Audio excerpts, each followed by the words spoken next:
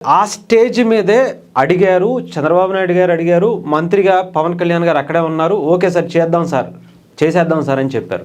అయిపోయిన తర్వాత రేపు చేయొచ్చు, అదేదో నిన్న ప్రోగ్రామ్ జరుగుతుంది, ఆ ప్రోగ్రామ్కి సంబంధించినటువంటి కార్యక్రమం అయిపోయిన తర్వాత ఈరోజో రేపో దానికి సంబంధించినటువంటి ఎస్టిమేషను ఇంకా పర్మిషన్స్ ఇవన్నీ చూసుకుని ఇవ్వచ్చు. బట్ అక్కడ పవన్ కళ్యాణ్ గారు ఉంది, ఆయన ఎంత స్పీడ్గా పనిచేస్తారు అనడానికి ఇదే నిదర్శనంగా చూడొచ్చు. మొన్న చూసాం, అంతకుముందు ఇంకొక రోడ్లు చూసాం. కరెక్ట్గా 18 నెలల్లో మనం ఎన్ని కార్యక్రమాలు ఇలాంటివి చూసామో మనం చెప్పాలంటే కొన్ని వందల్లోనే ఉన్నాయి. ప్రతి ఒక్కళ్ళు పవన్ కళ్యాణ్ గారి గురించి విమర్శించే ముందు మీ బ్రతుకులేంటో చూసుకోండి. ఫస్ట్ మీరు ఎవరికి సపోర్ట్ చేస్తున్నారో అలాంటి వాళ్ళు వాళ్ళ జీవిత కాలంలో వాళ్ళ తాత ముత్తాతల పేర్లు చెప్పుకొని వచ్చినటువంటి రాజకీయ చరిత్రలో ఇలాంటి పని ఒక గంటలో చేసినటువంటి పని ఉంటే కనుక చూపించారు.